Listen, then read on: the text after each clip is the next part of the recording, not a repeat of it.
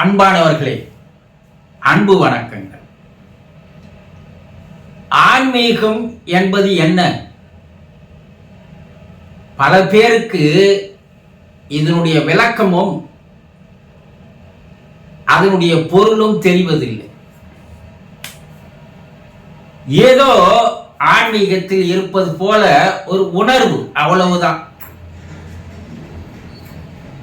காவி வேட்டி கட்டிக் கொள்வது, நெத்தியில் பட்டை அடித்துக் கொள்வது, கழுத்தில் உத்திராட்சி மாலை அணிந்து கொள்வது, கோயில் கோயிலாக போய் வருவது, இதைதான் ஆன்மீகம் என்று நினைத்துக் கொண்டிருக்கிறீர்கள் இல்லையா?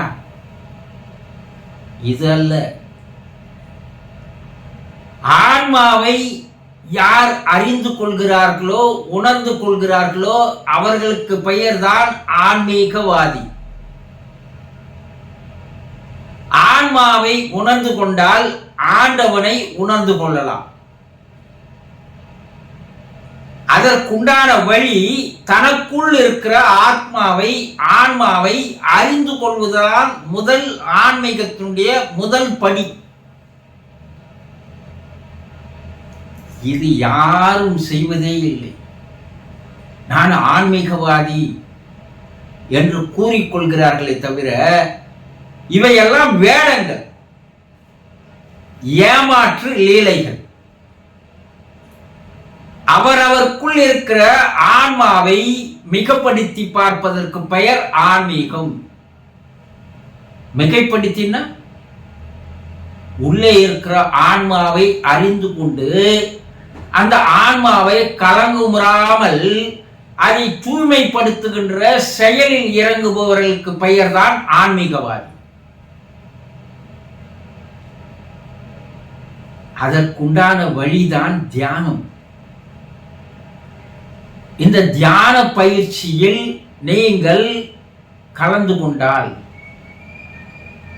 அந்த ஆத்மாவை தரிசனம் செய்யலாம். அந்த தியான பயிற்சிக்கு பெயர்தான் ஆத்ம தரிசனம். உங்களை நீங்கள் அறிந்து கொள்ள விரும்புகிறீர்களா? தெரிந்து கொள்ள விரும்புகிறீர்களா? உங்களுக்குள் இருக்கிற ஆற்றலை, சக்தியை, மகத்துவத்தை, மகிமையை தெரிந்து கொள்ள வேண்டும் அல்லவா?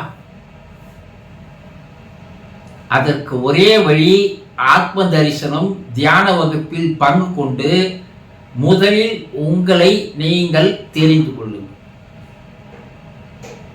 தன்னை அறிந்தவனே தலைவனை அறிந்தவனாக மாறுகிறான் என்று ஔவையார் கூறுகிறார். ஒருவன் தன்னை அறிந்து கொள்ளாமல் தலைவனை அறியவே முடியாது. உங்களை அறிந்து கொள்ள வாருங்கள். வருகின்ற கடைசி ஞாயிறு 26ஆம் தேதி திருவண்ணாமலையில் ஆத்ம தரிசன தியான வகுப்பை நான் எடுக்கிறேன். விருப்பம் இருப்பவர்கள் தொலைபேசியில் தொடர்பு கொண்டு விவரம் கேட்டு வகுப்பில் கலந்து கொள்ளுங்கள். அன்பர்களே, ஒரு அன்பர் ஒரு கேள்வி கேட்டிருக்கிறார். இறந்தவர் ஏற்கனவே தன்னுடைய குடும்பத்தில் இறந்து போனவர்களை மேல் உலகம் சென்று சந்திப்பார்களா? அவர் குடும்பத்தில் தாயோ தகப்பனோ இறந்திருக்கலாம், பாட்டனோ பாட்டியோ இறந்திருக்கலாம். அப்படி இறந்து சில ஆண்டுகள் ஆனவர்கள் இப்போது இறந்தவர் மேல் உலகம் ஆவி உலகம் செல்லும் போது அவர் குடும்பத்தை சார்ந்த உறுப்பினர்களை அங்கே அவர் சந்திப்பாரா என்று கேள்வி கேட்டிருக்கிறார். ஒரு சிலர் என்ன கேட்கிறாங்க, என் கணவர் இறந்து சில ஆண்டுகள் ஆகிறது, நான் இறந்து போனால் அங்கே கணவனை போய் சந்திக்க முடியுமா என்று கேட்கிறார். என் மனைவி இறந்து போய்விட்டால் பல ஆண்டுகள் ஆகிறது, நான் இறந்து போனால் என் மனைவியை அங்கே சந்திக்க முடியுமா என்று கேட்பவர்களும் இருக்கிறார். ஆக ஒரு குடும்பத்தில் ஏற்கனவே இறந்து போனவர்கள் ஆவி உலகிலே இருந்தால் நீங்கள் சந்திப்பதற்கு, இறந்து போனவர் சந்திப்பதற்கு நிறைய வாய்ப்புகள் உண்டு என்று ஆவி உலக ஆராய்ச்சிகள் தெரிவிக்கிறது. அங்கு அந்த இறந்து போனவர்கள் ஏற்கனவே இறந்து போனார்கள் பல ஆண்டுகளுக்கு முன்னால், அவர்கள் ஒருவேளை மறுபிறப்பு எடுக்காமல் அங்கேயே இருந்தால், இப்போது இறந்து போனவர் அவர்களை நிச்சயமாக சந்திக்கிறார்கள், ஒன்று சேர்கிறார்கள் என்று ஆவி உலக ஆராய்ச்சியில் கண்டுபிடிக்கப்பட்டிருக்கிறது. பூமியிலிருந்து ஆவி உலகத்தில் இருக்கின்ற உயர்நிலை ஆன்மாக்களோடு தொடர்பு கொண்டு பேசும்போது அந்த உயர்நிலை ஆன்மாக்கள் கூறுகின்ற கருத்துக்கள், ஒருவர் ஒரு குடும்பத்தில் இறந்து மேலே வரும்போது ஏற்கனவே அந்த குடும்பத்தில் இறந்து வந்தவர்கள் மறுபிறப்பு எடுக்காமல் அவ்வுலகில் காத்து கொண்டிருந்தால், இறந்து வருபவரை